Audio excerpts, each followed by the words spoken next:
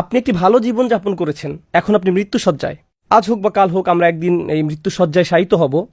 এটা গাড়িতে ঘটুক, প্লেনে ঘটুক বা আমাদের বিছানায় ঘটুক, যেখানে ঘটুক না কেন এটা অবশ্যই ঘটবে। যখন আমরা বৃদ্ধ হয়ে পড়ব অথবা হাসপাতালে বিছানায় আপনি শুয়ে আছেন, চারপাশে আপনার পরিবারের সদস্যরা কান্নাকাটি করছে, আপনি কথা বলতে পারছেন না, কারণ বালাগাত তারাকি, রূহ ইতিমধ্যে আপনার গলায় পৌঁছে গেছে। আপনি আমি এই ক্ষণস্থায়ী বাসস্থান ছেড়ে চিরদিনের বিদায়ের পথে। এই শরীরটাও আমাদের রূহের জন্য ক্ষণকালের বাসস্থান। আমরা এই শরীর ছেড়ে দেওয়ার পথে। আপনার মা পাশে দাঁড়িয়ে আছে, আপনার ভাই, আপনার বোনেরা এবং আপনার পরিবারের অন্যান্য সদস্যরা দাঁড়িয়ে আছে, তারা সবাই কাঁদছে। ঠিক সে সময় আপনার চোখ খুলে গেল, আপনি এমন কিছু দেখতে পাচ্ছেন যা অন্য কেউ দেখতে পাচ্ছে না। তখন তারা শুধু দুই দল ফেরেশতাদের মাঝে যে কোনো এক দলের দেখা পায়। এক ধরনের ফেরেশতা হলো এমন ফেরেশতা যাদের দেখে এমন ভয় পাবেন যা জীবনেও আপনি কখনো পাননি, আর অন্য দল হলো যাদের দেখে এত আনন্দিত হবেন যে জীবনে কখনো এতটা আনন্দিত হননি। এই আয়াতে যে ফেরেশতাদের কথা বলা হয়েছে তারা হলেন দ্বিতীয় দলের ফেরেশতা, এবং বলবে ভয় পেও না, দুঃখ করো না, ভয় পেও না। আলেমরা এই আয়াতের ব্যাখ্যা নিয়েও অনেক আলোচনা করেছেন যে ভয়ের ব্যাপারটা বুঝলাম, আপনি মারা যাচ্ছেন তাই ভয় পাওয়াটাই স্বাভাবিক। এখানে লা তাহজানু কেন বলা হলো? মনের দুঃখ তো পূর্বে ঘটে যাওয়া কোনো ঘটনা থেকে আসে, যা ইতিমধ্যে ঘটে গেছে। তাহলে এখানে কেন লা তাহজানু উল্লেখ করা হলো? কারণ একজন বিশ্বাসীর ভাবনাটা তখন এমন থাকে, আয় হায় ফেরেশতারা চলে এসেছে, আমার তো তওবা করা দরকার ছিল, আমার আরো কিছু দোয়া করা দরকার ছিল, আমি তো এই বছর ইতিকাফের পরিকল্পনা করেছিলাম, আমি আরো কুরআন তেলাওয়াত করতে চেয়েছিলাম, আমার মায়ের সাথে কিছু সময় ব্যয় করতে চেয়েছিলাম, বা আমার ভাইকে সাহায্য করতে চেয়েছিলাম, আমি অমুক অমুক ব্যক্তিকে টাকা দিতে চেয়েছিলাম, আমি আরো কিছু সাদকা করতে চেয়েছিলাম, আমি বেহুশ হওয়ার পূর্বে চেকটা সই করে যেতে চেয়েছিলাম, এখন আমি হাসপাতালে আর আপনারা চলে এসেছেন, আপনারা আমাকে নিয়ে যাওয়ার পূর্বে একটু চেকটা সই করার সুযোগ দিবেন। তখন ফেরেশতারা বলবে চিন্তা করো না, তোমার কোনোই সমস্যা নেই এবং সফলতার সাথে উত্তীর্ণ হয়েছ। লা তাহজানু ও আবশিরু বিল জান্নাহ। চিন্তা করে দেখুন, মানুষটি মৃত্যুশয্যায়, তার আশেপাশে সবাই কাঁদছে, আর সে সময় এক ফোঁটা চোখের পানি ফেলার মতো শক্তি পর্যন্ত তার নেই, কিন্তু ভেতরে ভেতরে তিনি এমন চরম আনন্দিত যে জীবনে কখনো এমন আনন্দিত হননি, কারণ তিনি মাত্র জান্নাতের গ্যারান্টি পেলেন। কোন কোন আলেমের মতে এই ঘটনা ব্যক্তির মৃত্যুর পূর্বেই ঘটে, কিন্তু তিনি আসলে ফেরেশতাদের দেখতে পান। মৃত্যুর সময় যে তাকে ফেরেশতারা অভিবাদন জানাচ্ছে, ও আবশিরু বিল জান্নাতিল্লাতী কুনতুম তুআদুন। আরেক দল আলেমের অভিমত, আপনি যদি উত্তম মানুষে পরিণত হওয়ার চেষ্টা করতে থাকেন, আপনি যদি সুম্মাস্তাকামু এর উপর জীবন ধারণ করেন, তাহলে ফেরেশতারা এখনই আসবেন। আপনি হয়তো তাদেরকে দেখতে পাচ্ছেন না, তাদের অভিবাদন শুনতে পাচ্ছেন না, কিন্তু আল্লাহ আকাশ থেকে শুধু আপনার জন্য ফেরেশতা প্রেরণ করবেন, যেন আপনি ভয় না পান, যেন আপনি ভয় এবং দুঃখ থেকে বেঁচে থাকতে পারেন, এবং যে জান্নাত আপনি পেতে যাচ্ছেন তার জন্য যেন ভালো লাগা অনুভব করেন। শুধু এই জন্য আল্লাহ আকাশ থেকে ফেরেশতা প্রেরণ করেন। সুবহানাল্লাহ। আল্লাহ তাখাফু, এখানে যে আন দেখতে পাচ্ছেন তার মানে হলো আল্লাহ তাখাফু, ফেরেশতাদের আগমন এই উদ্দেশ্যেই ঘটে যেন আপনি ভয় এবং দুঃখ ভরাক্রান্ত না হয়ে পড়েন। আমি আগেই বলেছি, আমাদের দিন আমাদের জীবন থেকে দুঃখ কষ্ট দূর করে দেয়, মানসিক চাপ এবং মনোবেদনা দূর করে দেয়। মানুষ সাধারণত দুইটা মানসিক চাপে ভোগে, ভয় এবং দুঃখ। এবং ফেরেশতারা এসে বলেন তুমি আবেগের দিক থেকে সুস্থ থাকবে, তোমাকে চিন্তা করতে হবে না, তোমার যা যা করার কথা ছিল তুমি তা করেছো, আর তাই আল্লাহ তোমাকে আবেগের দিক থেকে সুস্থ করে দিবেন, তোমার মানসিক কষ্ট দূর করে দিবেন। আল্লাহ তাখাফু ওয়ালা তাহজানু ওয়া আবশিরু বিল জান্নাহ। আর জান্নাতের সুসংবাদ শুনে আনন্দিত হও। আল্লাতী কুনতুম তুআদুন। আয়াতের এই অংশটা খুবই গুরুত্বপূর্ণ। আল্লাতী কুনতুম তুআদুন, আমি এই অংশটা একটু সময় নিয়ে ব্যাখ্যা করতে চাই, এবং এই অংশটা নিজেই একটা জগৎ। আল্লাতী কুনতুম তুআদুন, যার ওয়াদা তোমাদেরকে সব সময় দেওয়া হতো। আল্লাহ কোথায় জান্নাতের ওয়াদা দিয়েছেন? তার কিতাবে। এখন যাদেরকে জান্নাতের সুসংবাদ দেয়া হচ্ছে তাদেরকে বলা হলো তোমরা সব সময় জান্নাতের ওয়াদা পেতে। কুনতুম তুআদুন। আরবি ব্যাকরণের নিয়ম অনুযায়ী যদি কোথাও কানা এবং মুদারে একত্রে আসে, তাহলে সেটা লম্বা সময় ধরে ক্রমাগত কোনো কিছু ঘটার ধারণা প্রকাশ করে, অর্থাৎ তোমরা অনবরত জান্নাতের প্রতিশ্রুতি পেতে। আমি আপনাদেরকে বলেছিলাম যে কিছু দায়িত্ব জ্ঞানহীন মূর্খ কাফের সবাইকে বলতো কোরআন তেলাওয়াত শোনো না, যখন এটা তেলাওয়াত করা হয় বিভিন্ন রকমের আওয়াজ তোলো, বাধা সৃষ্টি করো। আর বিপরীত দিকে একজন বিশ্বাসী সকালে বিকালে নিয়মিত আল্লাহর কিতাব অধ্যয়ন করত। কুরআন তেলাওয়াতে তারা অপরিসীম আনন্দ খুঁজে পেতেন, আল্লাহর প্রতিশ্রুতিতে প্রশান্তি খুঁজে পেতেন। আর আপনি যখন প্রচুর পরিমাণে কোরআন অধ্যয়ন করেন, তখন কোন কথাটি আপনি বারবার শুনতে পান? আপনি জান্নাতের কথা অনেক বেশি শুনতে পান। আর ব্যাপারটা শুধু মাঝে মাঝে শুনতে পান এমন নয়, আপনি প্রতিনিয়ত জান্নাতের কথা শুনতে পান। আল্লাহ আমাদের জন্য যে বাসস্থান তৈরি করে রেখেছেন, তিনি কোরআনে বারবার বারবার এবং বারবার জান্নাতের কথা বলেছেন। জানেন, মানুষ যখন বাড়ি বা অ্যাপার্টমেন্ট কেনার কোনো প্ল্যান করে, তারা কি করে? তারা সারাক্ষণ ওই অ্যাপার্টমেন্টের কথা বলতে থাকে। তারা তাদের আলোচনায় বারবার বাড়ির কথা নিয়ে আসে। আপনার হাতে যখন বাড়ি কেনার জন্য যথেষ্ট টাকা আসে বা বাড়ি ক্রয় করে ফেলেন, তখন একটু সময় পেলেই বাড়ির আশেপাশে ঘুরে আসেন, রিয়েল এস্টেটের ওয়েবসাইটে বারবার ভিজিট করতে থাকেন, কারণ নতুন বাড়িতে ওঠার জন্য আপনি আর দেরি সহ্য করতে পারছেন না। মানুষের ভিতরে কিছু একটা আর দেরি সহ্য করতে চায় না। এই বাড়িটা কিনবো নাকি ওই বাড়িটা কিনবো, ওই বাড়িটার পেছনের দিকটা দেখো কি সুন্দর। কিছু একটা আছে আমাদের ভেতরে, এটা আমাদের প্রাকৃতিক। আমরা নতুন বাড়ি খুবই পছন্দ করি। আপনি হয়তো 5 বছর আগে এখনকার বাড়িটা কিনেছেন, কিন্তু এটাকে এখন পুরাতন মনে হয়। অন্য কারো নতুন বাড়িতে গেলে মনে মনে ভাবেন, আরে বাড়িটা তো খুব সুন্দর, আমি কি এরকম একটা কিনতে পারবো? ব্যাংক অ্যাকাউন্টটা চেক করে দেখি তো, যদি এখনকার বাড়িটা বিক্রি করি তাহলে হয়তো কিনতে পারবো। আল্লাহ আমাদের ভেতরে এই চাহিদা দিয়েছেন। আমরা বাড়ির মালিক হতে ভালোবাসি। আল্লাহ জান্নাতের রিয়েল এস্টেটের কথা কোরআনের সর্বত্র বলেছেন। আমি তোমাদের প্রতিশ্রুতি দিচ্ছি, আমি তোমাদের জান্নাতের প্রতিশ্রুতি দিচ্ছি, আর আমি আপনাদের নিশ্চয়তা দিচ্ছি, একবার যখন আমরা জান্নাতের বাড়িতে উঠব আর কখনোই অন্য কোথাও সরে যেতে চাইব না। এই আয়াত থেকে যে ধারণাটি আমি আপনাদের সবাইকে দিতে চাই, এমনকি আমার নিজের জন্য, যে ফেরেশতারা এসে বলবেন তোমাকে অনবরত জান্নাতের প্রতিশ্রুতি দেওয়া হতো। এখন আপনি যদি নিয়মিত কোরআন অধ্যয়ন না করেন, তাহলে আপনি তো অনবরত জান্নাতের প্রতিশ্রুতি পাচ্ছেন না। আপনি যদি নিয়মিত আল্লাহর কালাম না শুনেন, তাহলে তো আপনি তাদের অন্তর্ভুক্ত নন যাদেরকে নিয়মিত জান্নাতের প্রতিশ্রুতি দেওয়া হয়েছিল। এখানে তাদের কথাই বলা হচ্ছে, আল্লাহর কালামের সাথে যাদের একটা ঘনিষ্ঠ সম্পর্ক ছিল। কাফেরদের ব্যাপারে আল্লাহ বলেছিলেন, ওয়া আল গাউফিহি, তারা বলতো তোমরা এই কোরআন শোনো না এবং এটা তেলাওয়াতের সময় তোমরা শোরগোল করো। আপনি তো আর সেই কাফেরদের মতো একজন নন। কিন্তু যখন আপনার মাথায় কয়েকটি অপশন থাকে পছন্দ করার, আপনার মোবাইলে সম্পূর্ণ কোরআনের MP3 আছে, আবার অন্য ধরনের অ্যালবামও আছে, তখন ভাবেন কি শুনবো এখন, গাড়িতে এখন আমার কি শোনা উচিত? এরকম পছন্দ করার সময় কোনটা পছন্দ করছেন? আপনি কি কোরআনের পরিবর্তে গান বাজনা পছন্দ করছেন? নিউজ কিংবা শেয়ার বাজারের খবর শুনছেন? কোরআনের বদলে কি এগুলোর কোনো একটা বেছে নিচ্ছেন? কি পছন্দ করছেন? আমাদের প্রত্যেকের জন্য এটা একটা ব্যক্তিগত প্রশ্ন। আমি নিজেও এর বাহিরে নই। বাসায় হয়তো কিছু সময়ের জন্য অবসর পেয়েছেন, চলো ইউটিউবে একটা ফানি ভিডিও দেখি, নতুন কি যেন একটা ভিডিও এসেছে দেখি, নাকি কোরআন তুলে নিচ্ছেন? আমাদেরকে এমন মানুষে পরিণত হতে হবে যারা প্রতিনিয়ত আল্লাহর কালামের সংস্পর্শে আসে। অন্য যে কোনো কিছুর চেয়ে আমাদেরকে কোরআনের মানুষে পরিণত হতে হবে। কেবল তখনই আমরা আল্লাহর ওই সমস্ত প্রতিশ্রুতিগুলোর ব্যাপারে আনন্দ খুঁজে পাবো। আল্লাহি, যখন আপনি আল্লাহর প্রতিশ্রুতিগুলোর কথা শুনবেন, আল্লাহর প্রতিশ্রুতিগুলোর অন্যতম একটি সৌন্দর্যমণ্ডিত ব্যাপার হলো, একজন বিশ্বাসী হিসেবে আমার আর আপনার তর্স হয় না আল্লাহ যখন জান্নাতের গাছগাছালির বর্ণনা প্রদান করেন। আমাদের আর দেরি সহ্য হয় না যখন তিনি পানীয় দ্রব্যের বর্ণনা প্রদান করেন। তারপর জান্নাতে এগুলো স্বচক্ষে অবলোকন করার পর আমরা বলবো, ওই আয়াতে আল্লাহ এটার বর্ণনা দিয়েছিলেন। আমরা যত খুশি জান্নাতের আয়াতের তাফসির পড়তে পারি, কিন্তু জান্নাতের আয়াতগুলোর আসল তাফসির হলো জান্নাত নিজে। তখন আমরা আল্লাহর কথা এবং বাস্তব জিনিসের মাঝে তুলনা করার আনন্দ খুঁজে পাব, যে এগুলোর কথাই তো সবসময় শুনে এসেছি এবং এই জিনিসগুলোর অভিজ্ঞতা লাভ করছিল সব সময়। যে লোক এই আয়াতের আসল অর্থ কি তা দেখার জন্য আর দেরি সহ্য করতে পারেনি। কতবার আমরা শুনেছি জান্নাতিন তাজরি মিন তাহতিহাল আনহার, জান্নাতিন তাজরি মিন তাহতিহাল আনহার। কতবার! যখন জান্নাতে দাঁড়িয়ে এই তাজরি মিন তাহতিহাল আনহার নিজের চোখে দেখবেন এবং এই আয়াত তিলাওয়াত করবেন, তখন যে অবর্ণনীয় আনন্দ খুঁজে পাবেন তার কোনো তুলনা হয় না। তাতানাজ্জালু আলাইহিমুল মালাইকা আল্লা তাখাফু ওয়ালা তাহজানু ওয়া আবশিরু বিল জান্নাহ আল্লাতী কুনতুম তুআদুন। আল্লাহ আমাদেরকে তাদের অন্তর্ভুক্ত করুন। নাহনু আউলিয়াউকুম ফিল হায়াতিদ দুনিয়া ওয়া ফিল আখিরাহ। আমরাই তোমাদের প্রতিরক্ষায় নিয়োজিত আছি, আমরাই তোমাদের প্রতিরক্ষায় নিয়োজিত বন্ধু, এই দুনিয়াতে এবং পরকালেও। আল্লাহ আজ্জা জাল্লাহ ফেরেশতাদের বাহিনী পাঠান আমাদের হেফাজতের জন্য, কারণ আমরা সাহসিকতার সাথে ঘোষণা দিয়েছি যে আমরা মুসলিম এবং সে অনুযায়ী জীবন পরিচালনা করেছি। আমরা কার প্রোটেকশনের জন্য মুখিয়ে আছি?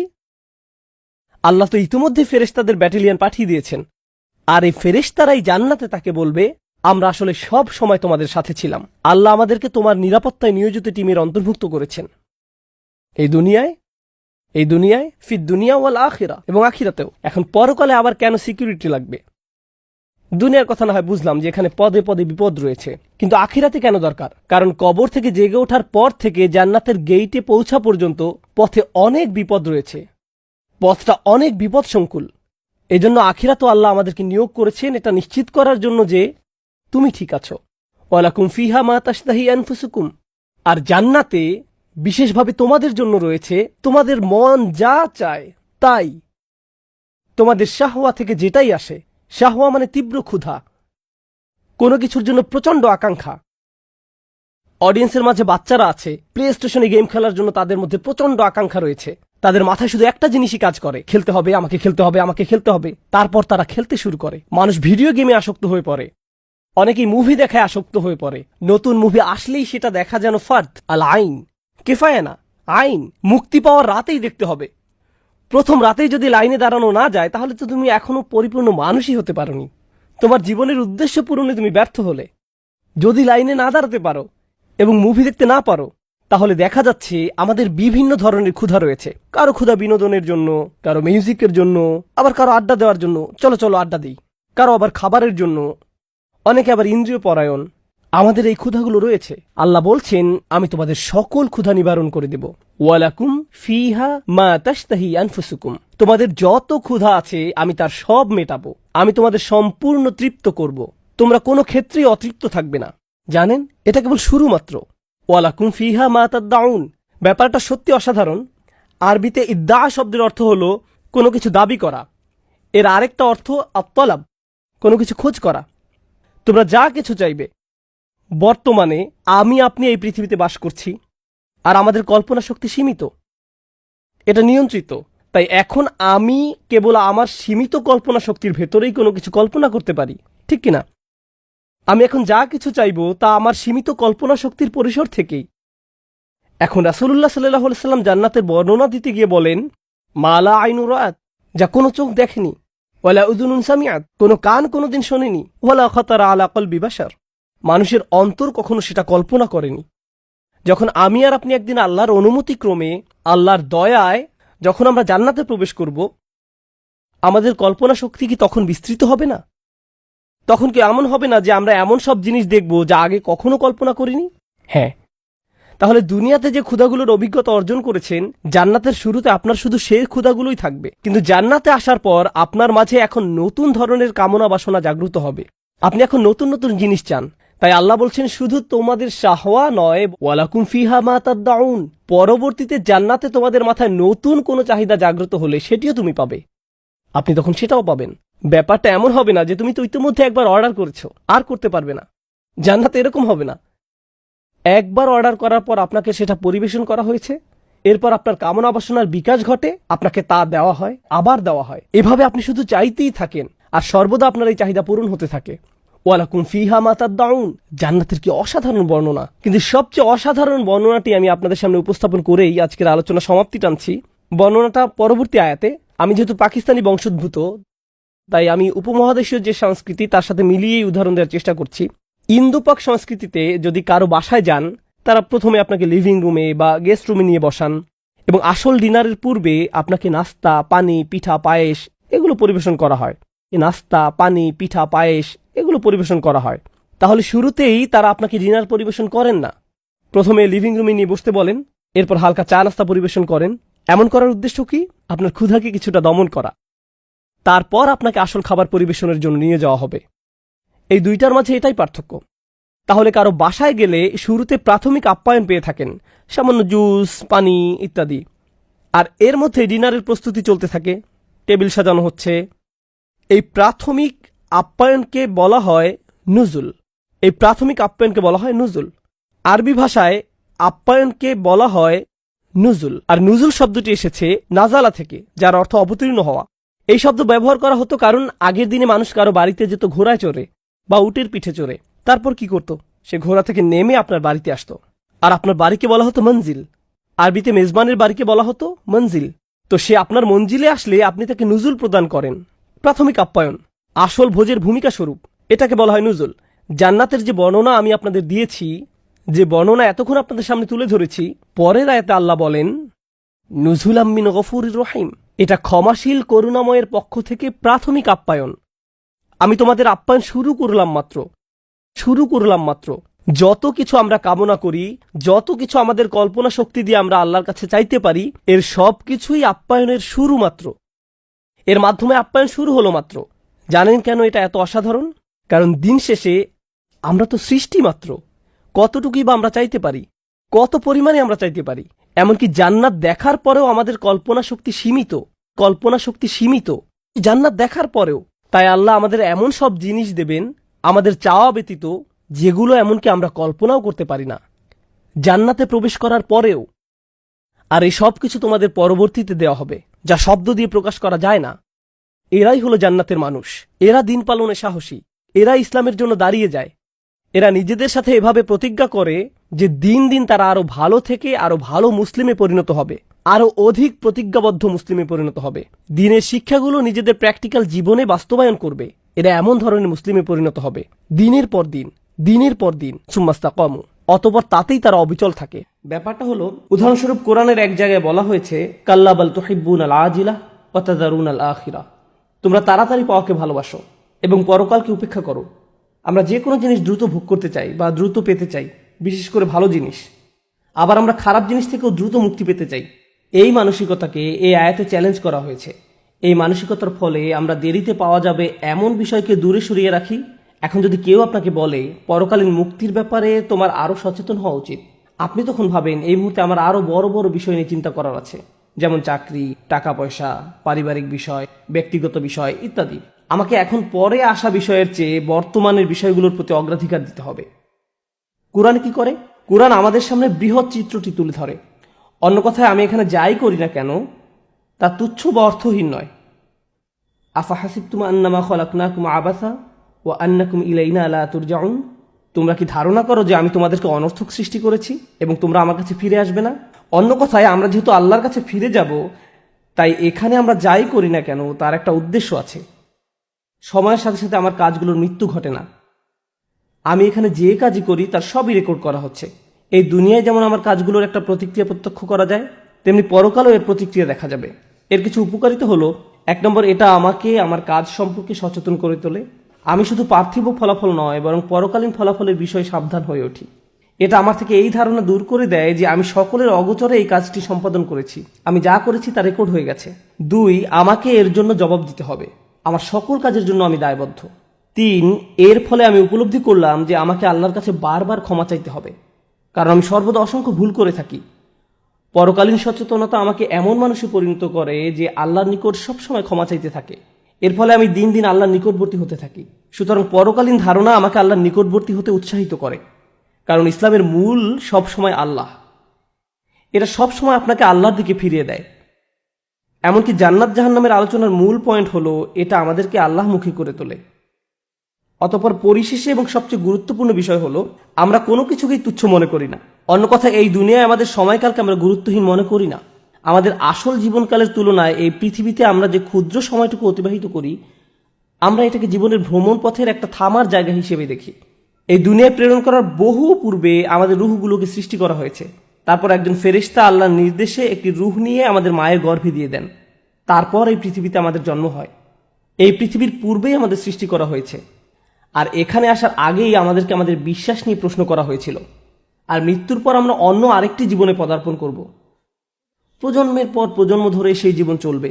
অনেক মানুষ হাজার হাজার বছর ধরে কবরের জীবনে রয়েছেন, ওইটাও জীবনের আরেকটা অধ্যায়। আমরা এটাকে জীবনের সমাপ্তি হিসেবে দেখি না। সুতরাং আপনি যখন এভাবে জীবনের ভ্রমণ পথের সবগুলো থামার জায়গায় নিয়ে চিন্তা করবেন, আপনি উপলব্ধি করতে পারবেন যে এই জীবন, অর্থাৎ এই পৃথিবীতে আমার জন্ম থেকে মৃত্যু পর্যন্ত সময়কালটা আসলে এই ভ্রমণের সবচেয়ে সংক্ষিপ্ত সময়কাল। আর এই সংক্ষিপ্ত সময়কালটাই আমার সামনের অনন্ত জীবন কিভাবে কাটবে তা ঠিক করে দেবে। আমার অনন্ত জীবনের সুখ দুঃখ দুনিয়ার এই সংক্ষিপ্ত জীবনের উপর নির্ভরশীল। তাই এই দুনিয়ার প্রতিটা মুহূর্ত গুরুত্বপূর্ণ। প্রতিটি মুহূর্ত আমার কাজে লাগাতে হবে, উত্তম কাজে তা ব্যয় করতে হবে। ফ্রি টাইম বলে কিছু নেই। ফ্রি টাইম বলে কোনো কিছুর অস্তিত্ব নেই। পরকালীন জীবনের ধারণা আমাকে এই পৃথিবীর সময়কে সম্মান করতে শেখায়, আরো বেশি বেশি ভালো কাজ করতে আমাকে তাড়া দেয় এবং আমার ভিতরের খারাপ দিকগুলোকে দূর করতে তাগাদা দেয়। এটা আমার ভিতরের অলসতাকে ধ্বংস করে দেয়। আপনার যদি নিজেকে অলস মনে হয়, তাহলে পরকালের প্রতি বিশ্বাসটা যথেষ্ট মজবুত কিনা চেক করে দেখুন। কারণ পরকালীন বিশ্বাস আপনার ভিতরে এই সেন্স অফ আর্জেন্সি তৈরি করার কথা। আপনাদের মাঝে যারা মনে করছেন পরকাল, বিচার দিবস, জান্নাত এগুলো অনেক দূরের বিষয়, সম্ভবত পরকাল বিষয়ে আপনার আরো জ্ঞান অর্জন করা দরকার। বারবার স্মরণ করিয়ে দেওয়া দরকার। আর আল্লাহ কি বলেন? ইন্নাহুম ইয়ারাউনাহু বাঈদা ওয়া নারাহু করিবা। তারা ওই দিনটিকে সুদূর মনে করছে, কিন্তু আমি তা নিকটে দেখতে পাচ্ছি। আমি আশা করছি এই রিমাইন্ডার আপনাদের উপকারে এসেছে।